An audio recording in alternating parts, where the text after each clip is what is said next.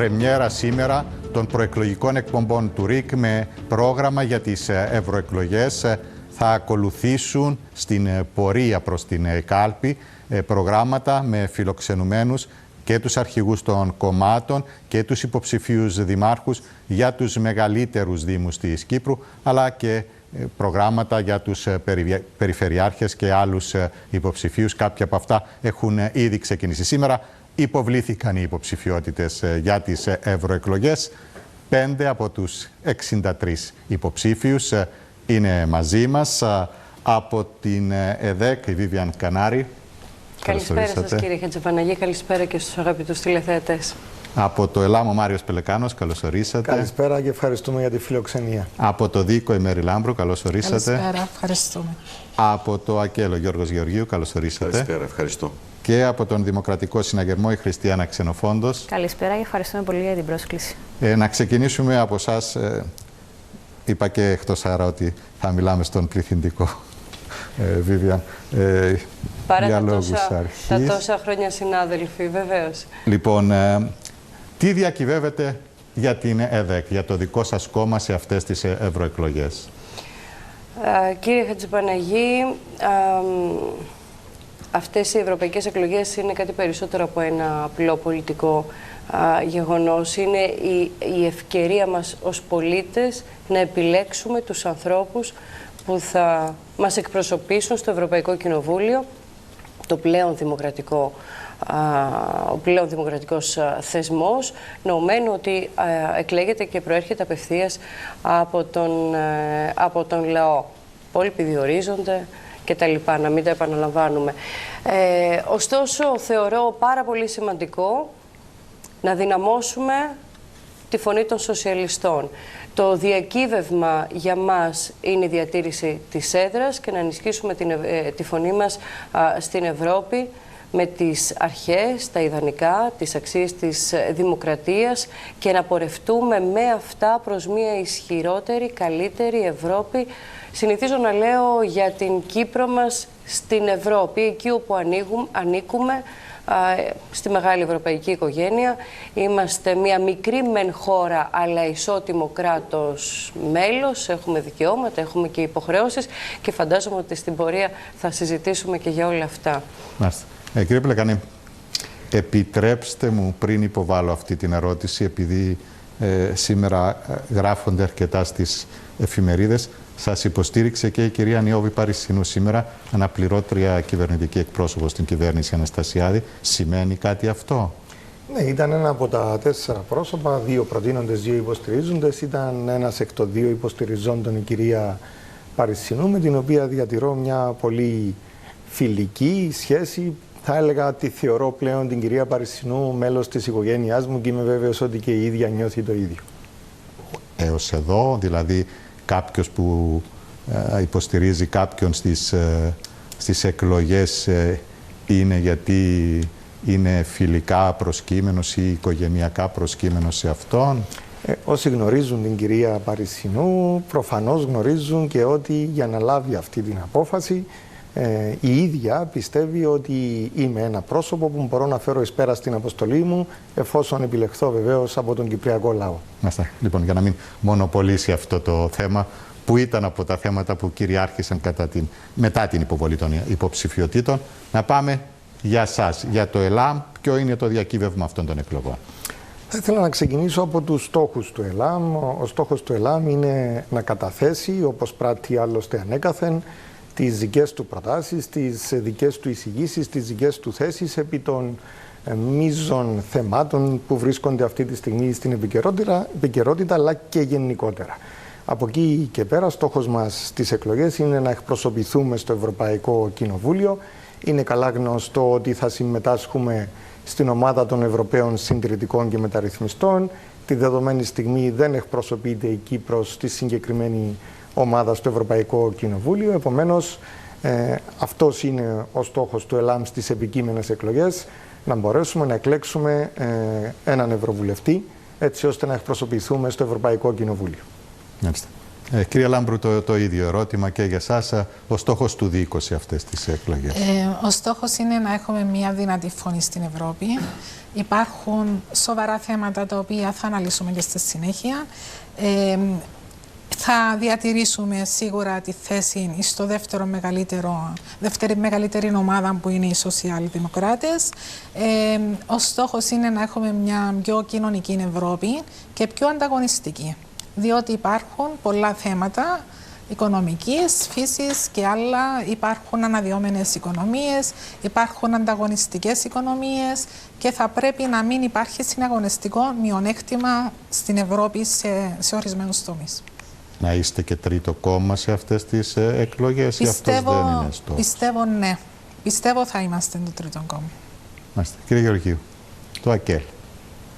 Οι εκλογές γίνονται μέσα σε μια πολύ κρίσιμη περίοδο, σε μια περίοδο όπου η Ευρώπη δεν είναι στα καλύτερα της, άρα τα διακυβεύματα αφορούν και σε εμάς ως ΑΚΕΛ, ως στόχο που έχουμε θέσει για εκλογή 2 ευρωβουλευτών, αφορούν στην ίδια την αριστερά που αναμένουμε ότι θα ενισχυθεί, ενισχύοντας έτσι και τη φωνή των Ευρωπαίων πολιτών στα κέντρα λήψης των αποφάσεων, αλλά αφορά το διακύβευμα των εκλογών σε αυτήν την ίδια την Ευρώπη, η οποία, επαναλαμβάνω, θα πρέπει να αποφασίσει ποια είναι τελικά, που πάει, προς τα που κατευθύνεται και να απαντήσει σε κάποια κρίσιμα ζητήματα, ερωτήματα. Όπως είναι, θα είναι πόλος και πυλώνας διατήρησης της ειρήνης και της ασφάλειας για όλη την Ευρωπαϊκή Ήπειρο?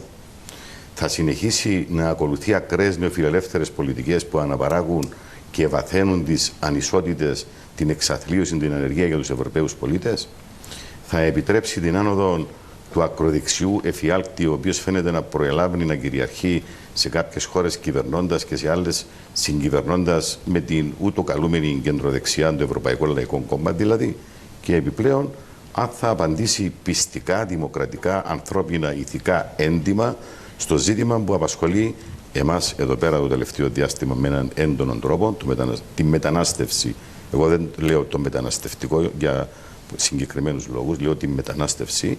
Αν θα απαντηθεί αυτό το πράγμα από την ίδια την Ευρώπη, η οποία υπέχει με τις ενέργειες της πράξης ή τις παραλήψεις της τεράστιων ευθυνών για τη δημιουργία και τη συντήρηση του. Μάλιστα. Λοιπόν, δεν μου είπατε αν θέλετε να είστε πρώτο κόμμα ή αν είναι ένας εφικτός στόχος αυτός. Μετά από αρκετά χρόνια όπου είχαμε δεχτεί έτσι μια πολιτική βαρβαρότητα, μπορώ να πω, μέσα από πολλές υπερβολές μας αποδόθηκαν λάθη και ευθύνες που δεν είχαμε, κάναμε λάθη βέβαια και όταν κυβερνήσαμε, αλλά και αργότερα. Νιώθω ότι τώρα, έχοντας υπόψη το τι συμβαίνει στο γενικότερο πολιτικό σκηνικό, αλλά και σε ποια βήματα πατά η σημερινή κυβέρνηση, αδυναμίες, προβλήματα, παραλήψεις, ότι ναι, είμαστε σε μια φάση ανωδική και είναι η ώρα της αριστεράς να καταγράψει μια επιτυχία η οποία μπορεί να προσεγγίσει και αυτό που λέτε, να καταλάβει δηλαδή την πρωτιά. Μάλιστα. Λοιπόν, ο Δημοκρατικός Συναγερμός, κύριε Ξενοφόντος. Κύριε Χατζηπαναγή, χαίρομαι που κάνουμε αυτή τη συζήτηση σήμερα, διότι σήμερα γιορτάζουμε και 20 χρόνια ένταξης μας στην ευρύτερη ευρωπαϊκή οικογένεια και θεωρώ ότι είναι η μεγαλύτερη νίκη που έχουμε πετύχει σε αυτόν τον τόπο. Και πρέπει να το υπενθυμίζουμε στους εαυτούς μας και προσωπικά αισθάνομαι πάρα πολύ περήφανη που βρίσκομαι στο ψηφοδέλτιο του Δημοκρατικού Συναγερμού, της παράταξης που πρωτοστάσει ούτως ώστε να είμαστε κράτος μέλος της Ευρωπαϊκής Ένωσης. Και θεωρώ ότι το μεγαλύτερο διακύβευμα αυτών των εκλογών είναι οι φοβικές φωνές. Έχουμε ανάγκη από μια Ευρώπη πιο συμπεριληπτική, έχουμε ανάγκη από μια Ευρώπη που θα μπορεί να αφουγκραστεί τις ανάγκες όλων των κρατών μελών και είναι καθοριστικές αυτές οι εκλογές διότι έχουμε την ευκαιρία να επιλέξουμε αν θέλουμε να πάμε μπροστά ή αν θέλουμε να κάνουμε βήματα πίσω. Και έχουμε ανάγκη τις φιλοευρωπαϊκές φωνές. Και θεωρώ ότι ο ευρωσκεπτικισμός που τον βλέπουμε με το μανδύα της δίθεν φιλοευρωπαϊκής φωνής ξαφνικά να επιχειρεί να ενταχθεί και να έχει μια θέση εντός του Ευρωκοινοβουλίου είναι και το μεγαλύτερο διακύβευμα. Ανάμεσα σε άλλα βέβαια, όμως στη δική μου την αντίληψη και βλέποντας και το παράδειγμα του Ηνωμένου Βασιλείου, όπου για πάρα πολλά χρόνια είχαμε το Φαράζ να εκλέγεται και με κονδύλια του ίδιου του Ευρωκοινοβουλίου να τρώει την Ένωση από μέσα, είναι ο καιρός να προστατεύσουμε το κοινό μας σπίτι, που ονομάζεται Ευρωπαϊκή Ένωση και δεν θα ήμασταν στην Κύπρο το 2024 εάν δεν ήμασταν κράτος μέλος της. Ποιοι είναι οι ευρωσκεπτικιστές ή ποιοι εκπροσωπούν αυτή τη στιγμή τους ευρωσκεπτικιστές κατά την άποψή σας? Όλα τα ακραία στοιχεία και όλες οι ακραίες φωνές. Εντάξει, από τους συνδετημόνες σας εδώ... Δεν θέλω τώρα να μπω σε αυτή τη... Δεν είμαστε εδώ για να... Νομίζω είναι ξεκάθαρο. Δεν το λέτε όμως. Να αναφερθώ στον κύριο Μπελεκάνο και στο ΕΛΑΜ. Νομίζω είναι το ακροδεξιό κόμμα του τόπου που διεκδικεί αυτή τη στιγμή μια θέση στο Ευρωκοινοβούλιο. Για τον κύριο Γεωργίου και για το ΑΚΕΛ έχουμε ακούσει τις θέσεις τους επανειλημμένα. Έχουν αλλάξει τη ρητορική τους, είναι πλέον πιο φιλοευρωπαϊκοί. Παρ' όλα αυτά, θεωρώ ότι η φιλοευρωπαϊκή φωνή στην Κύπρο είναι ο δημοκρατικός συναγερμός, διαχρονικά. Μάλιστα. Και θέλετε να είστε πρώτο κόμμα και ειδικά με βάση τις διακηρύξεις σας να μην πάρει την πρώτη θέση του ΑΚΕΛ? Βεβαίως και θέλουμε και θα είμαστε και πρώτο κόμμα, γιατί παλεύουμε ακριβώς για μια Κύπρο πιο ενισχυμένη στην Ευρωπαϊκή Ένωση και για μια Ευρωπαϊκή Ένωση που θα είναι πιο συμπεριληπτική τα επόμενα 5 χρόνια. Μάλιστα. Για να οικοδομήσω πάνω σε αυτά που λέχθηκαν, είστε ευρωσκεπτικιστές, κύριε Πελεκάνο? Ξέρετε, κύριε Χατζηπαναγή, ακούω καθημερινά αυτά τα πελώματα περί ευρωσκεπτικιστών ή ακραίων ή οτιδήποτε άλλο μπορεί να αποκαλούν τον οποιοδήποτε έχει μια συγκεκριμένη άποψη. Δεν ζούμε στον καιρό των ταπελωμάτων. Μπορεί να κάθεστε μαζί με ένα φίλο σας να πιείτε ένα καφέ και να εκφράζετε τις ίδιες ακριβώς απόψεις και ο ένας να κατατάσσει τον εαυτό του ως σοσιαλιστή και ο άλλος να κατατάσσει τον εαυτό του, για παράδειγμα, ως δεξιό. Θέσεις είναι που πρεσβεύουμε, θέσεις είναι που καταθέτουμε και αυτές τις θέσεις είναι που κρίνει ο λαός. Στο τέλος της ημέρας είναι δικαίωμα του οποιοδήποτε κόμματος να έχει πάψει να είναι ένα κανονικό δεξιό κόμμα. Εμείς δεν θα πάψουμε ποτέ να καταθέτουμε τις θέσεις μας, ούτε ευρωλάγνοι είμαστε, ούτε ευρωσκεπτικιστές. Έχουμε πολύ συγκεκριμένες θέσεις όσον αφορά το μέλλον της Ευρώπης. Μάλιστα, πριν από μερικές εβδομάδες φιλοξενήσαμε στην Κύπρο το Συνέδριο των Ευρωπαίων Συντηρητικών και Μεταρρυθμιστών και όσοι αφιέρωσαν έστω λίγο χρόνο για να ακούσουν το τι λέχθηκε στο συγκεκριμένο συνέδριο μπορούν πάρα πολύ καλά να αντιληφθούν τις απόψεις μας. Είμαστε υπέρ της συνεργασίας των κρατών μελών, είμαστε υπέρ της Ευρώπης, αλλά ναι, τολμούμε να σημειώνουμε και τις αδυναμίες και τολμούμε να καταθέτουμε προτάσεις όσον αφορά το πώς μπορεί να βελτιωθεί η ευρωπαϊκή οικογένεια. Και ας πάρουμε για παράδειγμα το μεταναστευτικό. Καλά, θα τα πούμε μετά για το μεταναστευτικό. Απλώς να ρωτήσω και την κυρία Κανάρη αν θεωρεί ότι σε αυτή τη στιγμή υπάρχουν κάποιοι ευρωσκεπτικιστές, υπάρχουν κάποιοι που είναι περισσότερο Ευρωπαίοι από τους υπόλοιπους εδώ ή γενικότερα στην Ευρώπη? Υπήρχαν και υπάρχουν ευρωσκεπτικιστές και τα έχουμε συζητήσει όλα αυτά τα χρόνια και μέσα από την δουλειά μας ως δημοσιογράφοι. Προφανώς και υπάρχουν και δεν είναι θέμα ταμπέλας, ας μου επιτραπεί.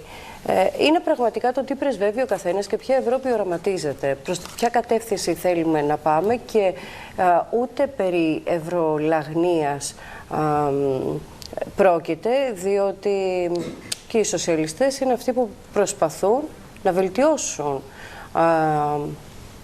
τις συνθήκες μας, την καθημερινότητά μας και ουδέποτε ποιος στο κάτω-κάτω της γραφής μιλάει για το ιδανικό. Είμαστε 27, κύριε Χατζηπαναγή. Είναι πολύ δύσκολο να συμφωνήσουμε σε όλα. Πολλές φορές συνηθίζω να το λέω, είναι δύσκολο να συμφωνήσουμε με 2 μεταξύ μας, πόσο μάλιστα 27. Με πολλά πράγματα διαφωνούμε, αλλά είμαστε εκεί και πρέπει να είμαστε εκεί για να δυναμώσουμε τη φωνή μας. Το ερώτημα είναι αν κάποιοι υποσκάπτουν αυτό το ευρωπαϊκό οικοδόμημα. Νιώθετε ότι κάποιοι εντός της Ευρωπαϊκής Ένωσης το υποσκάπτουν αντί να το ενισχύουν? Ο ευρωσκεπτικισμός δεν βοηθάει προς μια ισχυρή Ευρώπη. Αν είναι να θωρακιστεί κάθε μία χώρα στο δικό της μικρό κόσμο και να θυμηθούμε παλαιότερες εποχές, νομίζω δεν είναι αυτό το ευρωπαϊκό διακύβευμα και αυτό που επιδιώκουμε και επιθυμούμε. Παραλαμβάνω, είμαστε μια μικρή χώρα και αναρωτιέμαι αν δεν έχουμε μια ισχυρή Ευρώπη τότε ποιος ενδεχομένως θα μπορούσε να είναι ο σύμμαχός μας. Να επιμείνω και σε εσάς, όπως επέμεινα προηγουμένως με την κυρία Ξενοφόντος, υπάρχουν κάποιοι εδώ που θεωρείτε ότι υποσκάπτουν το οικοδόμημα, που είναι ευρωσκεπτικιστές? Θα τοποθετηθώ στο ίδιο μήκος κύματος, διότι δεν θα διαφωνήσω. Τα άκρα είναι αυτά. Ποια είναι τα άκρα? Πιο δεξιά στο κυπριακό πολιτικό στερέωμα από το ΕΛΑΜ προφανώς και δεν υπάρχει αυτή τη στιγμή. Αριστερά? Αριστερά υπάρχουν κάποιες... Οι θέσεις της αριστεράς είναι γνωστές. Έχουν μία επικριτική τάση όλα αυτά τα χρόνια στις κινήσεις, πρωτοβουλίες και στο όραμα της Ένωσης. Πολλές φορές επικοδομητική, άλλες φορές όχι. Αλλά έτσι είναι η Ευρώπη. Κυρία Λαμπρού, είναι το ίδιο ερώτημα αν κάποιους εντάσσεται στους ευρωσκεπτικιστές και κάποιους στους πιο ένθερμους και στους πιο υποστηρικτικούς στην ευρωπαϊκή ιδέα. Να μου επιτρέψετε προηγουμένως να κάνω έτσι μια μικρή εισαγωγή ότι η τελωνιακή σύνθεση έγινε το 1987 επί Σπύρου Κυπριανού και η ένταξη το 2004 επί Τάσου Παπαδόπουλου, άρα είμαστε καθαρά υπέρ της Ευρώπης. Σίγουρα υπάρχουν οι ευρωσκεπτικιστές και δεν θέλουμε ακραίες καταστάσεις. Θέλουμε επικοδομητική... Αυτή τη διευκρίνηση την κάνατε προς την κυρία Ξενοφόντος που διεκδίκησε τα εύσημα για την ευρωπαϊκή ένταξη. Αυτή η παρένθεση, ναι. Αλλά ήθελα να πω ότι σίγουρα γι' αυτό μιλούμε για μια πιο κοινωνική Ευρώπη, για να αποφευχθούν οι ακραίες καταστάσεις. Και σύμφωνο με το ότι είπε η κυρία Ξενοφόντος και η κυρία Κανάρη, δεν θέλουμε λαϊκισμούς και ακραίες καταστάσεις. Και θα ρωτήσω και εσάς, ποιοι εκπροσωπούν τους λαϊκιστές σε αυτό το τραπέζι? Συμφωνώ και εγώ ότι είναι το ΕΛΑΜ και πολλές φορές και η άκρα αριστερά. Στην οποία συμπεριλαμβάνεται το ΑΚΕΛ ή αποκλείεται το ΑΚΕΛ ή πότε το ΑΚΕΛ, όπως μας είπαν προηγουμένως? Πότε. Αλλά συνήθως περιλαμβάνεται. Λοιπόν, αυτό το πότε νομίζω ότι δεν αντανακλά μια σοβαρότητα από έναν κόμμα το οποίο θέλει να σεμνύνεται ότι εντάσσεται στον χώρο του δημοκρατικού τόξου. Υπάρχουν ευρωσκεπτικιστές. Κάθονται στα δεξιά μου. Οι άνθρωποι στους οποίους θα πάνε να ενταχθεί το ΕΛΑΜ, αν τελικά τα καταφέρει να εκλέξει ευρωβουλευτή, είναι διαλυτικά στοιχεία. Αυτοί είναι οι ευρωσκεπτικιστές. Δεν θέλουν την Ευρώπη. Θέλουν τη διάλυση της Ευρώπης. Εμείς θέλουμε τη σύνθεση της Ευρώπης. Δεν αποδεχόμαστε σε καμία περίπτωση το χαρακτηρισμό του ευρωσκεπτικισμού. Αν υπάρχουν κάποιοι οι οποίοι λειτουργούν αυθεντικά ως φιλοευρωπαίοι, αυθεντικά, είμαστε εμείς η αριστερά. Γιατί σεβόμαστε τους αγώνες των ευρωπαϊκών λαών, τις όποιες επαναστάσεις τους, τον πολιτισμό που εκπέμπει η Ευρώπη ως το πιο πολιτισμένο μέρος του πλανήτη αυτή τη στιγμή. Και διαρωτούμαστε όμως τι είναι η Ευρώπη τελικά. Να την καθορίσουμε λίγο. Δεν πρέπει να εκπέμπει την ανάγκη να υπάρχει ειρήνη, ασφάλεια, ισότητα, κοινωνική ευημερία? Είναι κάποιος από εδώ που κάθεται ευχαριστημένος από τη σημερινή Ευρώπη?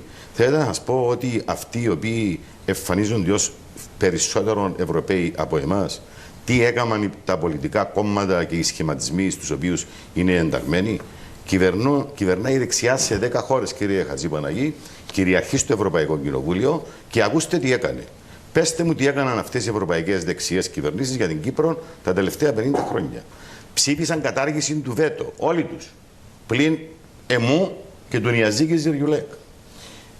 Είναι αυτοί που έκαναν το κούρεμα και οδήγησαν τον Κυπριακό λαό σε μια εξαθλίωση η οποία κρατάει ακόμα στις μέρες μας. Είναι αυτοί οι οποίοι εφαρμόζουν αντιλαϊκές πολιτικές που αναπαράγουν ανισότητες. 22% των ευρωπαϊκών λαών είναι στα όρια της φτώχειας, 11 εκατομμύρια άνεργοι, μισθολογικά και συνταξιοδοτικά χάσματα ανδρών γυναικών, κατώτατο μισθό δεν ψήφισαν μαζί μας, οποιασδήποτε θετικές προτάσεις καταθέσαμε ως αριστερά τις καταψήφισαν και εμείς λέμε ναι, είμαστε και κριτές αλλά και πολύ νούσιμοι χτιστάδες. Παράγουμε πολιτικές, καταθέτουμε προτάσεις, τροπολογίες, συμμετέχουμε, μιλούμε, οργανωνόμαστε, έχουμε επαφές και σας λέω τηλεγραφικά. Καταφέραμε μέσα στην έκθεση ΕΕ Τουρκίας να ενσωματώσουμε όλα τα κρίσιμα στοιχεία που αφορούν στο είδος και στην ανάγκη να επαναρχίσουν διαπραγματεύσεις για λύση. Είδαμε το θέμα των αγνοωμένων, το θέμα της αμοχώστου, το θέμα της πύλας, το θέμα των εκποιήσεων, το θέμα των παρακολουθήσεων, το θέμα της ισότητας ανδρών-γυναικών, το θέμα του ΑΚΑΜΑ. Να σας πω κάτι, θέλετε να κάτσουμε στο τραπέζι και να βάλουμε από τη μια τι έκαναν όλοι οι φίλοι εδώ πέρα ή οι πολιτικές τους ομάδες και τι έκαμε η αριστερά τα τελευταία 20 χρόνια, θεωρώ ότι δεν θα τους βγει σε καλό, άμα το κάνουμε τούτο. Μάλιστα. Κύριε Ξενοφόντος. Επιτρέψτε μου να σας πω ότι ανήκω σε μια γενιά που έχουμε κουραστεί να βλέπουμε στους τηλεοπτικούς μας δέκτες ανθρώπους να διαφωνούν για χάρη της διαφωνίας και συνεχώς να χρησιμοποιούν και μια γλώσσα εκτός από ξύλινη και πάρα πολύ πολεμική. Δεν βρίσκομαι σε αυτόν το τηλεοπτικό πάνελ ούτε για να ασκήσω πολεμική γλώσσα, αλλά βρίσκομαι σε αυτόν το τηλεοπτικό πάνελ για να μιλήσουμε με πολιτικές θέσεις, όπως πολύ σωστά υπόθηκε, και για να πείσουμε τους συμπολίτες μας ότι τρέχουμε πάνω σε ευρωψηφοδέλτια, γιατί πραγματικά στις 9 Ιουνίου και μετέπειτα θέλουμε να συμβάλλουμε προς βελτίωση αυτού του οικοδομήματος που αναφέρατε πριν, του ευρωπαϊκού. Είναι τέλειο? Δεν είναι τέλειο. Κανείς δεν είπε ότι δεν είναι τέλειο. Όμως είναι ό,τι καλύτερο έχουμε στα χέρια μας τα τελευταία 70 χρόνια και μας προσφέρει συνθήκες ειρήνης. Και ειδικά σε έναν τόπο όπως το δικό μας το νησί, που ακόμα βρισκόμαστε υπό παράνομη κατοχή, οφείλουμε να βλέπουμε και να εστιάζουμε στα θετικά. Είπε ο προηγουμένως ο κύριος Γεωργίου ότι θα μπορούσε να ήταν πολύ καλύτερα τα πράγματα αν, για παράδειγμα, το Ευρωπαϊκό Λαϊκό Κόμμα που βρίσκεται στην ηγεσία της Ευρώπης, το διασκευάζω λίγο, κύριε Γεωργίου, απλώς. Όχι, είναι και η κυρία Μετσόλα και η κυρία Ούρσουλα φον ντερ Λάιεν και ο κύριος Μισελ στον χώρο θα μπορούσε να ήταν πολύ καλύτερη η Ευρώπη. Να μην το συζητήσουμε αυτό? Να το συζητήσουμε βεβαίως, αλλά να συζητήσουμε σε συγκεκριμένες θεματικές και να δούμε και πού διαφωνούμε. Διαφωνούμε για παράδειγμα στο πρόσφατο σύμφωνο περί μετανάστευσης, στο οποίο ψηφίσατε εναντίον. Το Ευρωπαϊκό Λαϊκό Κόμμα και οι βουλευτές του Δημοκρατικού Συναγερμού ψήφισαν υπέρ. Να το κουβεντιάσουμε. Μάλιστα. Λοιπόν, να πάμε στο μεταναστευτικό, αφού μας δόθηκε η ευκαιρία. Εκτός αν κάποιος διαφωνεί, και να το δούμε πρώτα αυτό, αν στη βάση του μεταναστευτικού διαφωνεί ο κ. Γεωργιού να λέμε για τους μετανάστες, λέει, αν αυτό θα είναι το κυρίαρχο θέμα των εκλογών. Λοιπόν, πριν πάμε στο μεταναστευτικό. Είναι και φιλόλογος ο κύριος Γεωργίου και έχει μια σημαντικότητα. Υπονοούσα ότι με το να λέμε μεταναστευτικό παρισφρεί και πολλανθάνει η έννοια του προβλήματος, ενώ ως μετανάστευση είναι το φαινόμενο. Μάλιστα. Λοιπόν, πάμε λοιπόν, πριν ασχοληθούμε είτε με το μεταναστευτικό είτε μετά της μετανάστευσης, να δούμε ποια κρίνετε εσείς ότι είναι τα θέματα με βάση τα οποία θα κριθεί η ψήφος των Ευρωπαίων πολιτών. Κύριε Κανάρη. Θα μου επιτρέψετε να συμπληρώσω το ρόλο των σοσιαλιστών στην ένταξη της Κύπρου στην Ένωση, για να θυμίσω ότι το 1994 στη Σύνοδο Κορυφής της Κέρκυρας ο Ανδρέας Παπανδρέου είχε πει ότι θα άρει το βέτο έναντι της Τουρκίας, εάν και εφόσον η Ευρωπαϊκή Ένωση αποδεχτεί την αίτηση ένταξης της Κύπρου. Το 1995 απέσυρε το βέτο για την Τελωνειακή Ένωση με την προϋπόθεση να οριστεί η ημερομηνία έναρξης. Ορίστηκε τελικά Δεκέμβρη του 1997, δεν απατώμε. Ξεκίνησαν βεβαίως Απρίλη του 1998. Το 1999 στο Ελσίνκι και έγινε αποδεκτό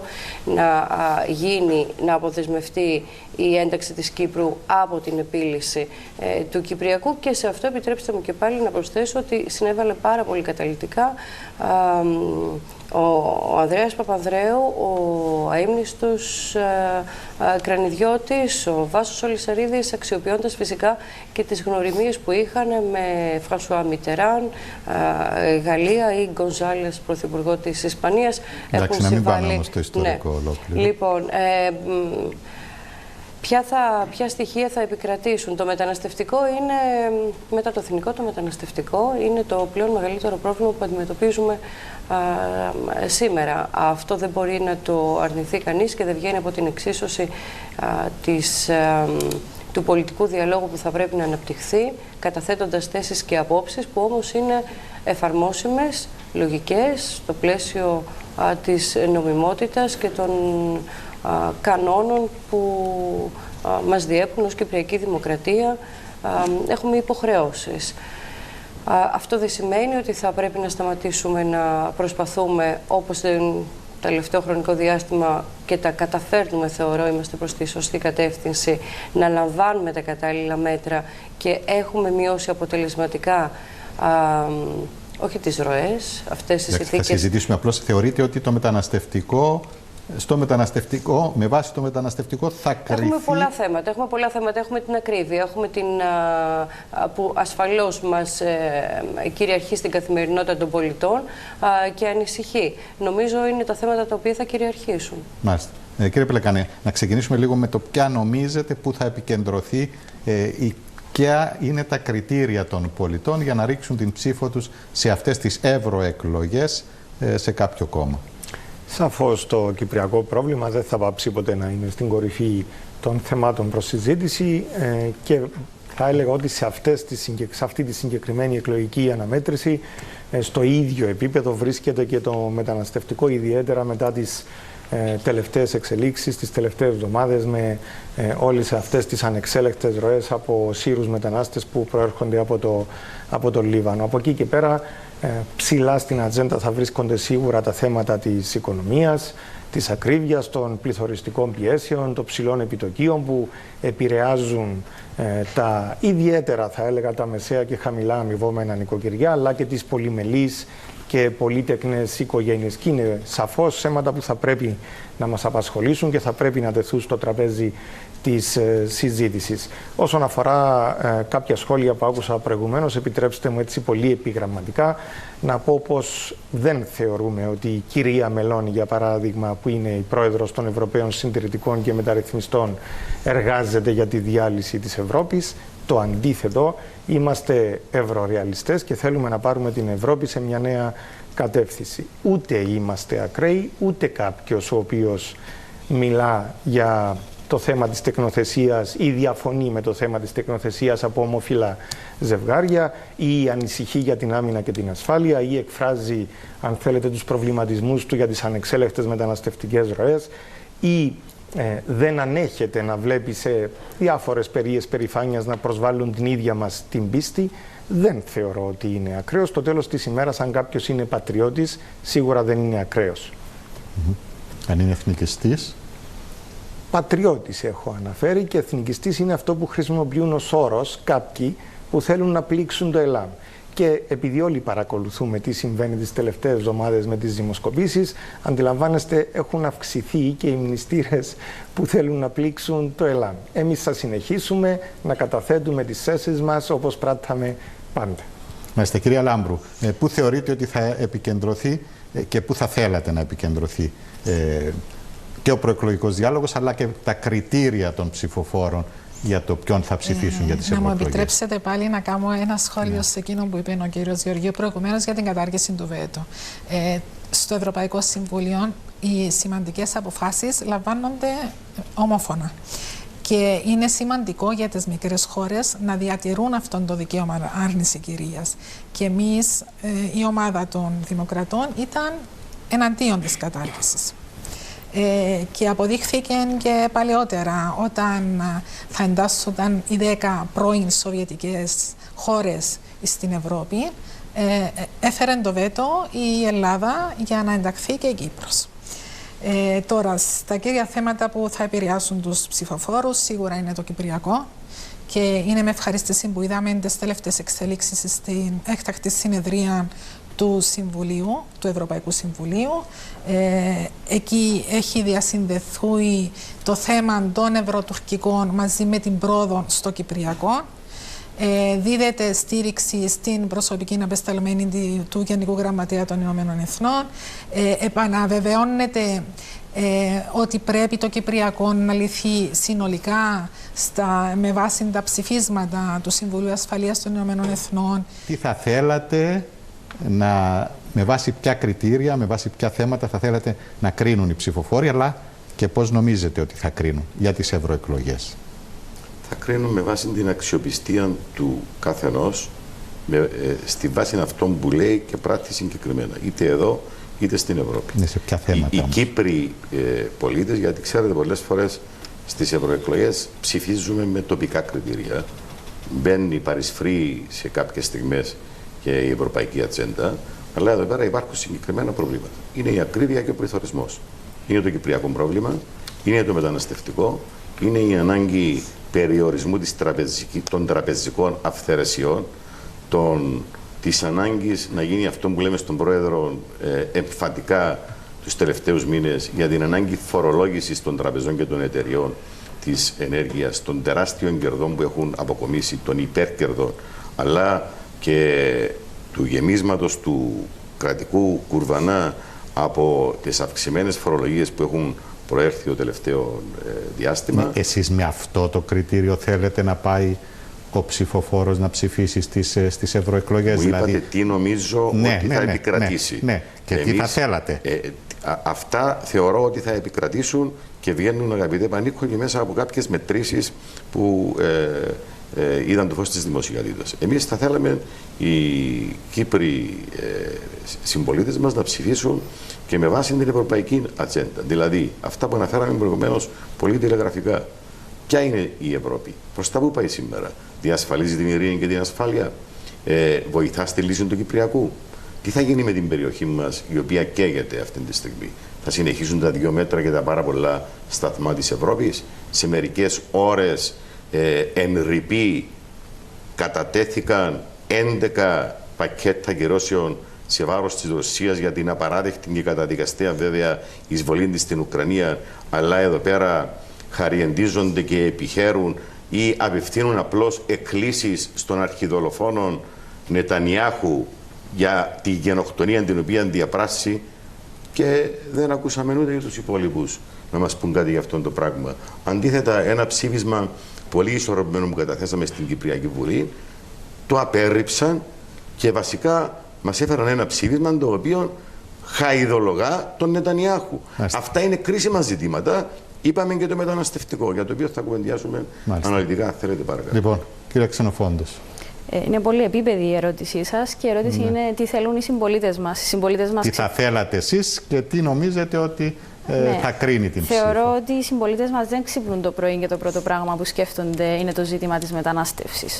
Οι συμπολίτες μας ξυπνούν το πρωί και προσπαθούν να δουν πώς θα επιβιώσουν. Επομένως, ένα από τα βασικότερα ζητήματα είναι και το ζήτημα της ανταγωνιστικότητας της Ευρωπαϊκής Ένωσης σε ζητήματα που διαχρονικά βλέπουμε ότι καλώς ή κακώς δεν προχωρούν. Και αναφέρομαι στην ενεργειακή κρίση, στη στεγαστική κρίση, ειδικά στις νεαρότερες γενιές, στην επισιτιστική κρίση. Σαφώς και το ζήτημα της μετανάστευσης είναι και πρέπει να είναι προτεραιότητα για μια χώρα όπως το νησί μας, το Κυπριακό βεβαίως, όμως είναι και καιρός να ανοίξουμε και άλλα ζητήματα που απασχολούν τους συμπολίτες μας εκεί έξω, όπως είναι για παράδειγμα η ψυχική υγεία. Η πανδημία έχει διαλύσει τον κόσμο εκεί έξω. Πρέπει να δούμε πώς αξιοποιούμε την ευρωπαϊκή στρατηγική για τα θέματα της ψυχικής υγείας και πώς ενισχύουμε τους συμπολίτες μας εκεί έξω, είτε να αποβάλουν το στίγμα, είτε να έχουν ίση πρόσβαση σε θεραπείες. Και βεβαίως τα θέματα περιβάλλοντος, η πράσινη ατζέντα και η ψηφιοποίηση. Λοιπόν, να πάμε στο μεταναστευτικό. Τι να ζητήσουμε από την Ευρώπη και τι αναμένουμε από την Ευρώπη στο μεταναστευτικό, κυρία Κανάρη? Θα μου επιτρέψετε να βάλω μία ακόμη παρένθεση στις τοποθετήσεις που έχουν γίνει μέχρι τώρα και να προσθέσω ότι η Μελώνη στην Ιταλία βγήκε πατώντας πάνω στο μεταναστευτικό, το οποίο έχει μία αύξηση αυτή τη στιγμή 60%. Αναρωτιέμαι τι έταξε και πόσο σίγουρη ήταν και γιατί δεν έπραξε στο κάτω-κάτω αυτό το οποίο υποσχέθηκε και έταξε. Προφανώς γιατί δεν γίνεται. Και είναι εδώ που λέω ότι θα πρέπει να είμαστε ειλικρινείς και να καταθέτουμε απόψεις, θέσεις και προτάσεις, οι οποίες είναι και εφαρμόσιμες. Όσον αφορά για την άμυνα και την ασφάλεια, και πάλι θα μου επιτρέψετε με όλο το σεβασμό ότι πατριώτες, δεν μπορεί να είναι και φυγόστρατοι ταυτόχρονα. Τώρα, στο ερώτημά σας, θα μπορέσετε να μας το... Τι ζητάμε από την Ευρώπη για το μεταναστευτικό. Τι Το θέλουμε νέο να κάνει η σύμφωνο, Ευρώπη αυτή τη στιγμή στο μεταναστευτικό. Το νέο σύμφωνο, το οποίο πέρασε προς έγκριση από το Ευρωπαϊκό Κοινοβούλιο, δεν είναι μεν το ιδανικό, αλλά είναι καλύτερο από το προηγούμενο. Θέλουμε ενίσχυση φυσικά των εξωτερικών μας συνόρων. Όλα αυτά που βρίσκονται μέσα στο νέο σύμφωνο δεν μένει παρά να τα δούμε να εφαρμόζονται και να δούμε αποτελεσματικά την αποτροπή τους. Τα επιδόματα έχουν μειωθεί, σημειώνω και θεωρώ ότι είναι προς την σωστή κατεύθυνση και πρέπει να είμαστε εκεί για να παλέψουμε όσο δυνατόν περισσότερο για να θωρακίσουμε μαζί με τις υπόλοιπες χώρες της πρώτης γραμμής τα συμφέροντά μας, γιατί τα συμφέροντα τα δικά μας, διότι είναι ένας άνισος αγώνας που δίνουμε μέσα στην Ευρώπη στο θέμα του μεταναστευτικού.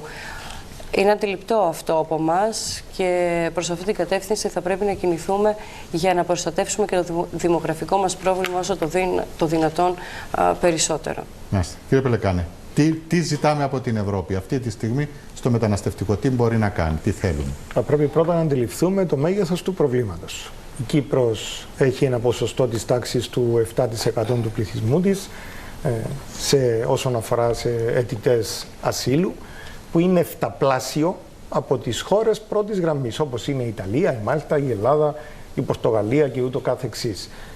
Αυτό από μόνο του αποδεικνύει το μέγεθος του προβλήματος. Επομένως, εφόσον αναγνωρίσουμε το πρόβλημα, θα πρέπει να ξεκινήσουμε να συζητάμε και για τις λύσεις. Και το λέω αυτό. Δεν το έχουμε αναγνωρίσει τόσα χρόνια? Αν κρίνω από τα όσα έχει αναφέρει προηγουμένως η κυρία Ξενοφόντος ή από το πώς έχει αναλύσει ο κύριος Γεωργίου το θέμα της μετανάστευσης και του μεταναστευτικού, πολύ ανησυχώ. Δεν το ανέλησα ακόμη, τώρα θα το αναλύσω. Πολύ ανησυχώ ότι δεν το αντιλαμβανόμαστε. Η κυρία Ξενοφόντος τι ανέφερε δηλαδή? Η κυρία Ξενοφόντος έχει πει ότι δεν θεωρεί ότι οι πολίτες του τόπου μας ξυπνούν και σκέφτονται το μεταναστευτικό. Επιτρέψτε μου να έχω διαφορετική άποψη.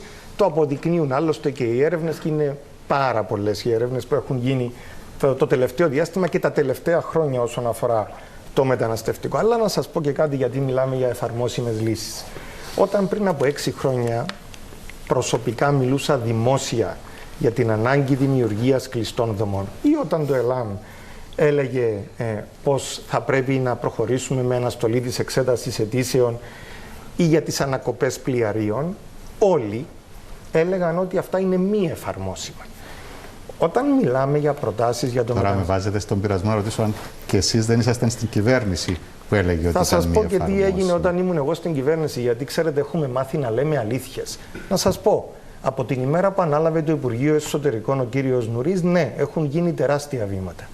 Και αναφέρομαι στο μηδενισμό των εικονικών γάμων, των εικονικών φοιτητών, στην προώθηση της δημιουργίας κλειστών δομών, τις οποίες χρηματοδοτεί η Ευρωπαϊκή Ένωση. Αυτό που μας έλεγαν ότι είναι ανέφικτο εν ολίγης, χρηματοδοτεί η Ευρωπαϊκή Ένωση.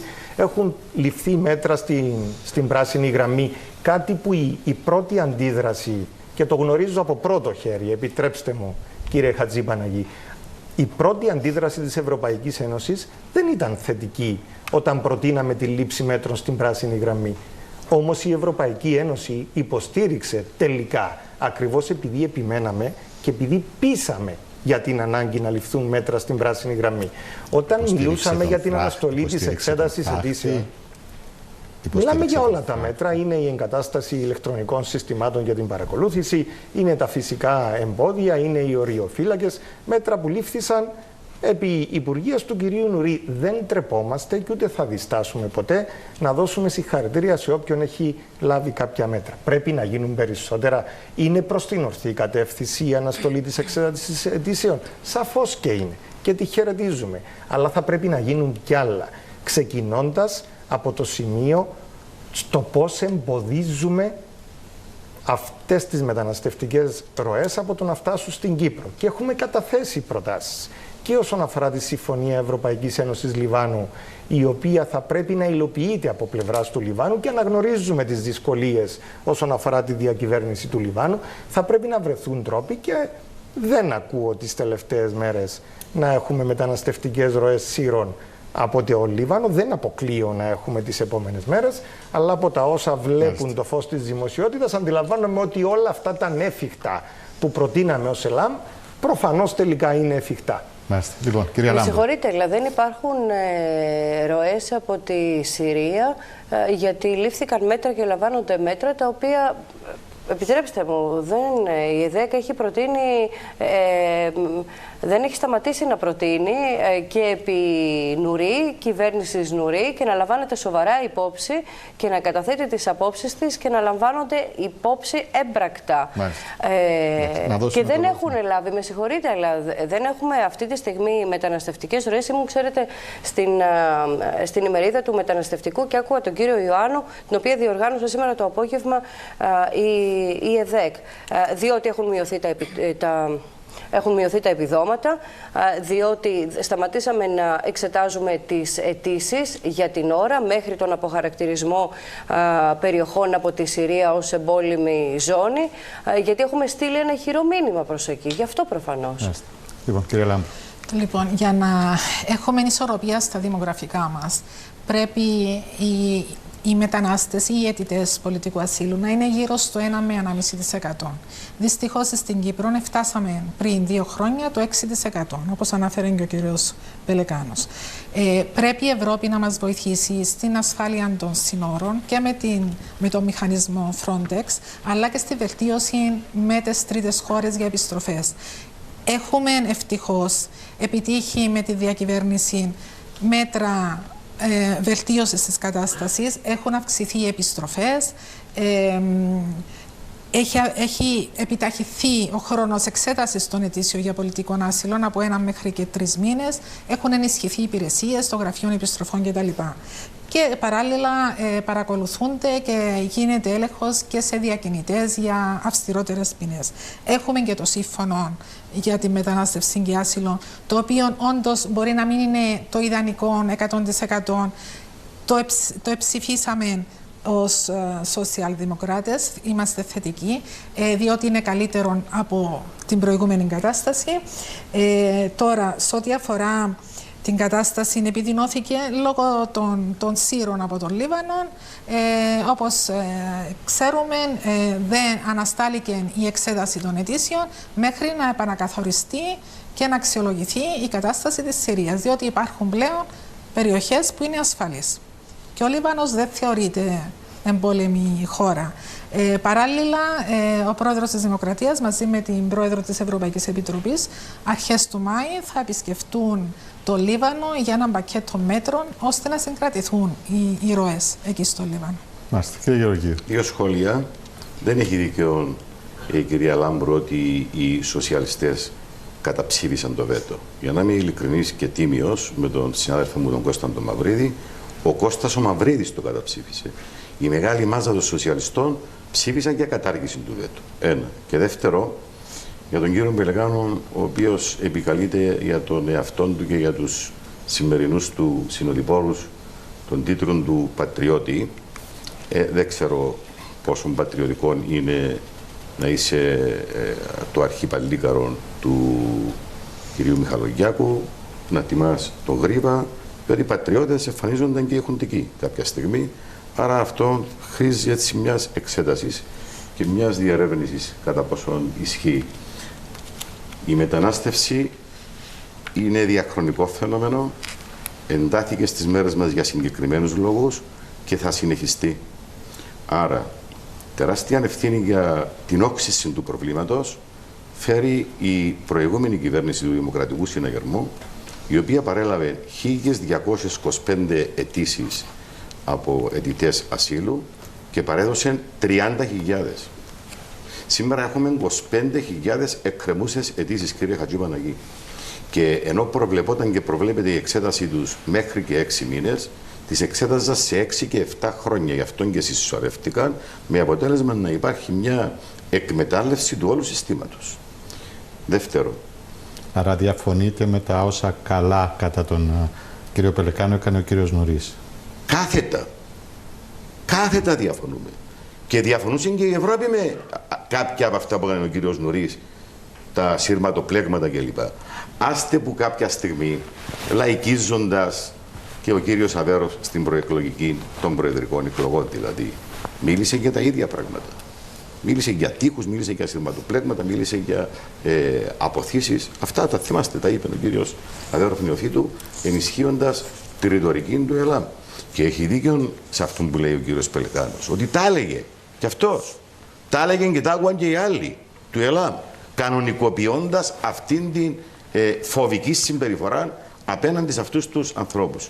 Υπάρχει ζήτημα να δούμε? Ναι, υπάρχει ζήτημα να το δούμε.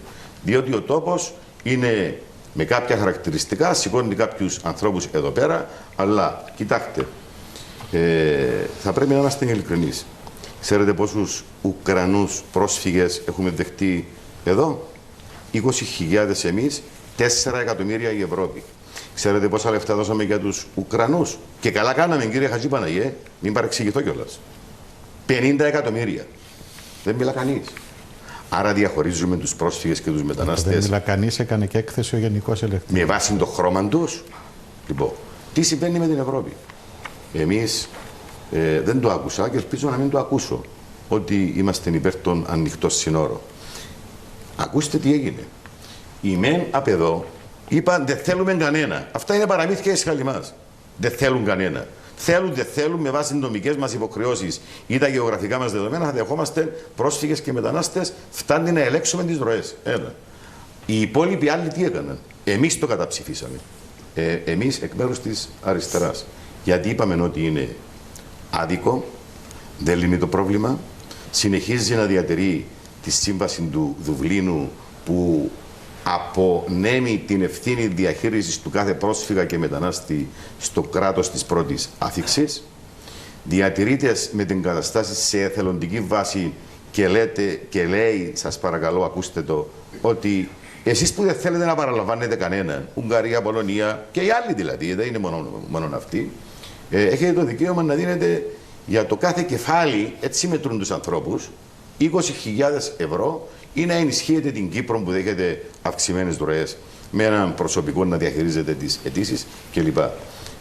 Εμείς λέμε ότι η Ευρώπη οφείλει να συστήσει ένα δίκαιο ανακατανεμικό σύστημα των προσφύγων και των μεταναστών στη βάση την πληθυσμιακή της κάθε χώρας, αλλά και των οικονομικών της δυνατοτήτων. Δεν είπαμε να έρθουν όλοι εδώ, είπαμε να πάνε εκεί που πρέπει οι πρόσφυγες και οι μετανάστες, γιατί αυτό δεν αντιμετωπίζεται, και τελειώνω, με διάφορες αλχημίες. Ξέρετε τι κάνουν αυτοί που δεν δέχονται την πρόταση μας? Στέλνουν τους πρόσφυγες και τους μετανάστες εδώ, στέλνουν τους πρόσφυγες και τους μετανάστες στον κύριο Ερντογάν, 4 εκατομμύρια Σύριοι πρόσφυγες, τους οποίους εργαλειοποιεί, επήρε 9 δισεκατομμύρια και απειλεί, εκβιάζει την Ευρώπη για να πάρει πάρα πολλά δώρα, αντίδωρα δεν δίνει. Και λέω για να είμαι έτσι δίκαιος. Η σημερινή κυβέρνηση πήρε κάποια καλά μέτρα. Καταρχήν, πέταξε στον κάλαθο των αχρήστων αυτά τα οποία επικροτεί ο κύριος Πελεκάνος, τα σειρματοπλέγματα. Είπε να κάνει πιο γρήγορα την εξέταση των αιτήσεων και βάζει 2 κρίσιμα διακυβεύματα. Ακούστε τα, γιατί μπορεί να μην επανέλθω. Το ένα με τον Λίβανο. Οι Ευρωπαίοι λένε: μα θα δώσουμε τώρα λεφτά στο Λίβανο που δεν έχει καλή διακυβέρνηση και διαφθορά κλπ. Δεν κατάλαβα στην Ουκρανία, στην Αλβανία, στην Ιεμένη, στην Μαυριτανία που δίνει κυρία Ούρσουλα είναι το άκρο ναότον της δημοκρατίας. Και δεύτερο, να αποχαρακτηριστούν περιοχές της Συρίας. Μα αφού η Ευρώπη δεν συνομιλά με το καθεστώς Άσαντ όπως το ονομάζει, με ποιον θα μιλήσει για να αποχαρακτηρίσει περιοχές? Άρα μιλάμε για ζητήματα κρίσιμα, ίσως ατελέσφορα, αναποτελεσματικά. Ο πρόεδρος της Δημοκρατίας, όπως και η προηγούμενη κυβέρνηση, ψήφισαν το Δουβλίνο και όλοι τους ψήφισαν τη συμφωνία ΕΕ Τουρκίας, η οποία δεν λαμβάνει υπόψη την Κύπρο, ούτε επαναπροωθήσεις προβλέπει αυτή η συμφωνία. Δεν τις δέχεται η Τουρκία γιατί δεν μας αναγνωρίζει. Άρα, με αυτά που ψήφισαν και οι ΜΕΝ και οι ΔΕ, εμείς δεν ταυτιζόμαστε μαζί τους. Αυτοί από διαφορετικές αφετηρίες ταυτίστηκαν και αφήνουν εδώ πρόσφυγες και μετανάστες. Λοιπόν, κύριε Ξενοφώνη. Εγώ θα μιλήσω για ανοιχτά σύνορα. έτσι για να απογοητεύσω τον συνάδελφο και συνυποψήφιο. Όμως πρωτού πάω στο ζήτημα της μετανάστευσης, να απαντήσω στον κύριο Μπελεκάνον ότι το πρόβλημα το έχουμε αναγνωρίσει εδώ και πάρα πολύ καιρό και μου κάνει εντύπωση που το ξεχνάτε. Και όταν η κυρία Ξενοφόντος αναφέρεται στο ότι δεν ξυπνά ο συμπολίτης μας, ο Κύπριος ή η Κύπρια συμπολίτης μας και να σκέφτεται το μεταναστευτικό πρόβλημα, είναι επειδή προφανώς οι άνθρωποι εκεί έξω έχουν πιο σοβαρά ζητήματα να λύσουν. Όπως για παράδειγμα να ζυγίσουν αν θα πάνε στο φούρνο να πάρουν πράγματα για την οικογένειά τους ή αν θα πάνε να βάλουν βενζίνη που έχει πάει στα ύψη. Για να επανέλθω όμως σε ό,τι αφορά το ζήτημα της μετανάστευσης, έχουμε στα χέρια μας κάτι το οποίο δεν πρέπει να ξεχνάμε. Το σύμφωνο που μόλις πριν 2 εβδομάδες ψηφίστηκε.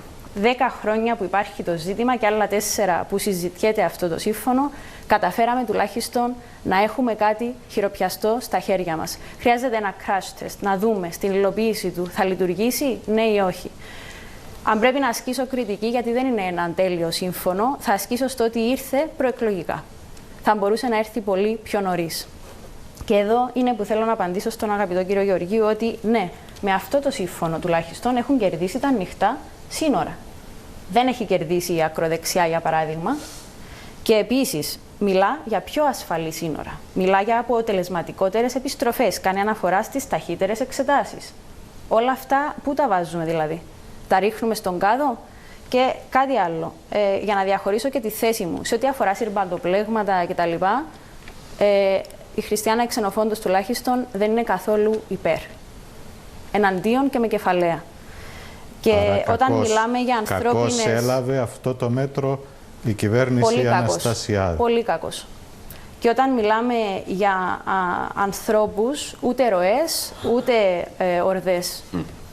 Χρειαζόμαστε τον ανθρωπιστικό φακό. Αν κάτι μας χαρακτηρίζει ως Κύπριους και Κύπριες, είναι η ανθρωπιά μας. Και αν εξετάζουμε το κάθε πολιτικό ζήτημα χωρίς τον ανθρωπιστικό φακό, έχουμε ήδη αποτύχει. Μάλιστα. Υπήρξαν πάντως ενστάσεις και εδώ στην Κύπρο. Δεν ικανοποιεί πλήρως το νέο σύμφωνο, ειδικά με αυτό που είπε προηγουμένως ο κύριος Γεωργίου και νομίζω συμφωνούν όλοι με τη δυνατότητα να πληρώνεις για να μην δέχεσαι. Βεβαίως, όμως δεν υπάρχουν μαγικές λύσεις και το ζήτημα της μετανάστευσης δεν το ανακαλύψαμε σήμερα. Όμως, εάν θα βάζουμε όλα τα ζητήματα, τα άλλα, τα κέρια, κάτω από το χαλί της μετανάστευσης για να εθελοτυφλούμε ή για να ενθαρρύνουμε ακραίες φωνές οι οποίες ξαφνικά ανακάλυψαν την Ευρωπαϊκή Ένωση τώρα, νομίζω ότι κάνουμε ζημιά σε αυτό το πολύ σπουδαίο οικοδόμημα που έχουμε και το οποίο οφείλουμε να προστατεύσουμε. Αποτελεί μια νέα πρόκληση που θα μεγενθύνεται όλο και περισσότερο και ειδικά για εμάς στην Κύπρο. Όμως το ζήτημα είναι τι θέλουμε, να πετάμε τους ανθρώπους στη θάλασσα ή να βρούμε έναν τρόπο να λύσουμε αυτό το θέμα. Συμφωνείτε με αυτό που είπε προηγουμένως ο κύριος Γεωργίου, ότι είναι κέρια σημασίας να ενισχυθεί ο Λίβανος αυτή τη στιγμή? Δεν θα συμφωνήσω απόλυτα με τον κύριο Γεωργίου. Όμως αυτή τη στιγμή πρέπει να κάνουμε τα δικά μας crash test. Ο πρόεδρος της Δημοκρατίας έκανε μια επίσκεψη στο Λίβανο. Εγώ δεν κατάλαβα μετά από αυτή την επίσκεψη τι ακριβώς επιτεύχθη, για να είμαι και απόλυτα ειλικρινής. Και επίσης το να στηρίζουμε εμπράκτος το ένα κράτος μέλος το άλλο αποτελεί επίσης στοίχημα. Και είναι αυτό γιατί θέλω να επανέλθω πίσω στο ότι μιλάμε για ευρωεκλογές αυτή τη στιγμή. Και είμαστε εδώ ως υποψήφοι. Και το ζήτημα είναι τι θα κάνουμε εμείς την επόμενη μέρα, εάν ψηφιστούμε εντός του Ευρωκοινοβουλίου. Και η πρόεδρος του σώματος που υπηρετείται, κυρία Γεωργίου, μιλά και η ίδια για ανοιχτά σύνορα. Και αυτό το σύμφωνο και στη δική μου την αντίληψη αποτελεί νίκη των ανοιχτών σύνορων. Οτιδήποτε άλλο θα ήταν μια πλήρης απογοήτευση, αλλά και ένα βήμα πίσω στο σκοταδισμό. Που είναι αυτό που διακυβεύεται σε αυτές κυρίως τις εκλογές. Με πολλά από αυτά που είπε η κυρία Ξενοφόντος, συμφωνώ και με το ήθος και με την προσέγγιση της. Δεν έχει δίκιο όμως ότι μιλάμε για ανοιχτά σύνορα. Μάλιστα. Εκείνο που προβλέπεται είναι ολόκλειστα σύνορα, αυστηρή έλεγχη στα εξωτερικά σύνορα της Ευρώπης, συμφωνίες πολύ αμφιβόλου αξίας αναφορικά με το αν είναι ασφαλείς κάποιες τρίτες χώρες, κλειστά κέντρα μάζοξης αυτών των ανθρώπων, φυλακίσεις, Καλά, να μην αναλύσουμε το σύμφωνο προσωπικά τώρα, δεδομένα, όχι επειδή και να σας πω κάτι και κλείνω. Η κυρία Μετσόλα την επομένη της ψήφισης αυτού του πακέτου των 10 νομοθετημάτων, σε άρθρο της στην ΕΦΣΥΝ, την Αθηναϊκή, είπε απομένει να δούμε την ανάγκη υιοθέτησης και εφαρμογής αυτών των πραγμάτων από τα υπόλοιπα κράτη-μέλη. Ακούσατε τι είπε, κύριε Χατζηπαναγή? Και είπε ο κύριος Τούσκ, ο Πολωνός, εγώ δεν θα δεχτώ τίποτα. Εντάξει, τίποτα. Άρα σε 2 χρόνια θα εφαρμοστεί αυτό το πράγμα. Εμείς όμως το ζήτημα που έχουμε καλό, σήμερα, όμως, κύριε Χατζηπαναγή.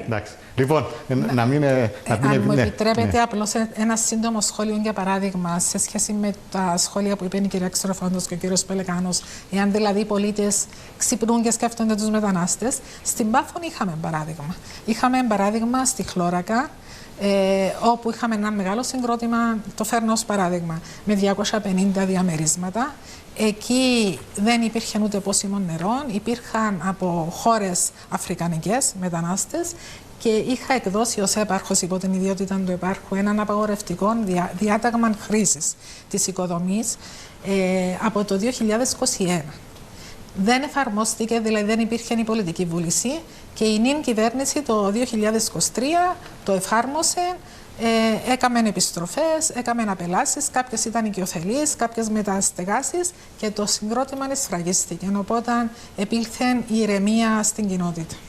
Λοιπόν, κύριε Χατζηπαναγή, ναι, επιτρέψτε μου, γιατί θεωρώ ότι πρέπει να διαφοροποιήσω κάτι που επανειλημμένως λέγεται, το έχω πει ξανά, θα το ξαναπώ. Όταν η ξενοφόντος αναφέρεται στο ότι ο Κύπριος συμπολίτης μας και η Κύπρια συμπολίτισσα μας δεν ξυπνούν το πρωί και σκέφτονται το ζήτημα της μετανάστευσης, είναι επειδή έχουν να ασχοληθούν με ζητήματα της διαβίωσης τους. Λοιπόν, και επίσης κάτι... Έχει δίκιο να σας πω, άλλο... εκτός και αν θέλουμε εμείς να τους εμβάλλουμε στο μυαλό να σκέφτονται αυτό το πράγμα μέρα νύχτα για να υπηρετήσουμε κάποιες προφανείς σκοπιμότητες. Και κάτι άλλο, είναι καιρός να μιλήσουμε και για τα θέματα, τουλάχιστον για τους νόμιμους συνανθρώπους μας που έρχονται σε αυτό το νησί και για τα ζητήματα ενσωμάτωσης. Μάλιστα.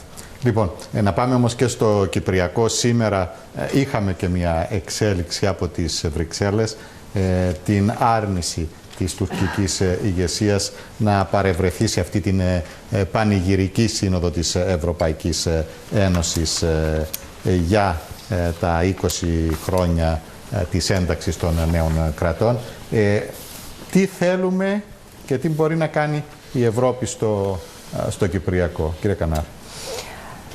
Το Κυπριακό είναι θέμα εισβολής και συνεχιζόμενης παράνομης κατοχής, θέμα επικισμού. Ως εκ τούτου θεωρώ ότι επιβάλλεται η συζήτηση κατά προτεραιότητα και η επίλυση της διεθνούς πτυχής του Κυπριακού. Αποχώρηση τουρκικού στρατού, κατοχικού στρατού, αποχώρηση επίκων, κατάργηση εγγυήσεων και των λεγόμενων παρεμβατικών δικαιωμάτων. Σαφώς και η λύση θα πρέπει να σέβεται τα ανθρώπινα δικαιώματα όλων των νόμιμων κατοίκων και δεν μπορούμε να παρεκκλίνουμε από την εφαρμογή των 4 βασικών ελευθεριών της Ευρωπαϊκής Ένωσης. Ελευθερία διακίνησης, απόκτηση περιουσίας, εγκατάστασης, επαγγελματικής δραστηριότητας. Νομίζω αυτή είναι μία βάση που πρέπει να επιμείνουμε και προς την στήριξη των Ευρωπαίων. Τι συγκεκριμένα ζητάμε αυτή τη στιγμή από την Ευρώπη, για παράδειγμα? Να μην μας αντιμετωπίζουν ως πολίτες τρίτης κατηγορίας. Τα όσα ανέφερε ο κύριος Γεωργίου για την στήριξη προς την Ουκρανία, που καλά κάναμε, δεν τίθεται πουδενή λόγος για κάτι διαφορετικό, την ίδια μεταχείριση, είναι ξεκάθαρο. Μάλιστα. Κύριε Πελεκάνε, τι θεωρούμε ότι μπορεί να κάνει η Ευρώπη για μας και τι ζητούμε από την Ευρώπη? Επιτρέψτε μου προηγουμένως να σας πω ότι διαπιστώνουμε και σε αυτή τη συζήτηση αν θέλετε, τις παραμέτρους τις οποίες ο Δημοκρατικός Συναγερμός και το ΑΚΕΛ συμφωνούν όσον αφορά το μεταναστευτικό. Και θέλω να συγχαρώ την κυρία Ξενοφόντος, γιατί έχει το θάρρος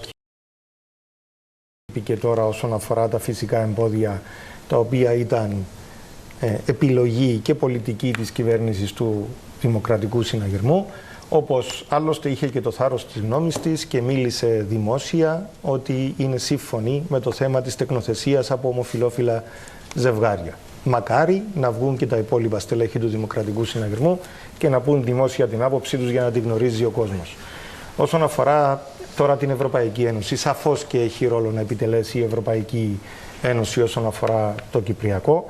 Θα συμφωνήσω με αυτό που λέχθηκε προηγουμένως, ότι το Κυπριακό είναι πρόβλημα εισβολής και κατοχής. Πρώτα και πάνω απ' όλα η ίδια η Ευρώπη θα πρέπει να το αντιληφθεί αυτό, αλλά ξέρετε, ούτε η Ευρωπαϊκή Ένωση από μόνη της θα μας λύσει το Κυπριακό. Τη χρειαζόμαστε, αλλά θα πρέπει να αντιληφθούμε ότι είναι κάτω από την αιγίδα των Ηνωμένων Εθνών που διεξάγεται η οποιαδήποτε συζήτηση. Είναι υποστηρικτικός ο ρόλος της Ευρώπης, αλλά θα πρέπει ταυτόχρονα να αντιληφθούμε ότι απέναντι μας, και αναφερθήκατε σε ένα σημερινό παράδειγμα, απέναντι μας έχουμε μια αναθεωρητική Τουρκία, η οποία δεν προβαίνει σε προκλήσεις μόνο στα κατεχόμενα εδάφη μας, στον Άγιο Δομέτιο, στο Λευκόνικο, στα Βαρόσια και ούτω καθεξής, αλλά και ευρύτερα στην περιοχή, παρεμβαίνει στον Ακόρνο Καραμπάχ, στη Λιβύη, στο Ιράκ. Αυτή την Τουρκία έχουμε να αντιμετωπίσουμε και μας το λένε ευθέως και δημόσια. Και ο κύριος Τατάρ και ο κύριος Ερντογάν και οι αξιωματούχοι της Τουρκίας, και εσύ είναι οι προθέσεις τους όσον αφορά την Κύπρο, σε βαθμό που δημόσια έχουν αναφέρει πριν από μερικές μέρες ότι έκαναν και λάθος που το 1974 δεν κατέλαβαν όλη την Κύπρο. Αυτή την Τουρκία έχουμε να αντιμετωπίσουμε και θα πρέπει να αντιληφθούμε ότι το Κυπριακό δεν θα το λύσουμε συζητώντας μεταξύ μας, αλλά μεταξύ μας θα πρέπει να συζητήσουμε και να αποφασίσουμε πως συλλογικά και ενωμένοι αντιμετωπίζουμε αυτή την προκλητική Τουρκία, γιατί άλλωστε αυτό είναι προς το συμφέρον και θα συμβάλλει και στην επιβίωση του κυπριακού ελληνισμού. Μια Τουρκία, επειδή αναφερθήκαμε προηγουμένως στο μεταναστευτικό, η οποία εργαλειοποιεί το μεταναστευτικό με ένα και μοναδικό στόχο: να αλλοιώσει τη σύνθεση στις ελεύθερες περιοχές. Δυστυχώς, στα κατεχόμενα εδάφη μας το έχει ήδη κάνει. Βόλεψε την Ευρώπη όμως η λύση της Τουρκίας, τουλάχιστον σε σχέση με τους πρόσφυγες της Συρίας, ή κάνω λάθος? Σαφώς και τη βόλεψε την Ευρώπη και δυστυχώς έχει αναφερθεί ο κύριος Γεωργίου προηγουμένως ότι η Τουρκία δεν αναγνωρίζει την Κυπριακή Δημοκρατία. Όχι μόνο όμως δεν ανακόπτει τις ροές, αλλά τις εργαλειοποιεί. Και εμείς μιλάμε για αλλίωση πληθυσμού και είναι αυτή την αλλίωση πληθυσμού που καλούμαστε να αντιμετωπίσουμε, και επειδή γίνεται και σύγκριση μεταξύ προσφύγων και παράνομων μεταναστών. Άλλο πρόσφυγας, οι Ουκρανοί, ήρθαν εδώ στην Κύπρο ή στις άλλες ευρωπαϊκές χώρες, κυρίως γυναικόπαιδα. Οι άντρες έμειναν να πολεμήσουν, έμειναν να προστατεύσουν τη χώρα τους. Θέλω κάποιος να μας πει, και υπάρχουν τα στοιχεία, αυτές οι 5 περίπου χιλιάδες Σύρων που ήρθαν τις τελευταίες, θα έλεγα από την αρχή του χρόνου, πόσοι είναι άντρες, σε ποια ηλικία είναι, πόσες γυναίκες έχουν έρθει και πόσα παιδιά. Αν κάποιος παρουσιάσει τα νούμερα, νομίζω τα νούμερα από μόνα τους τρομάζουν.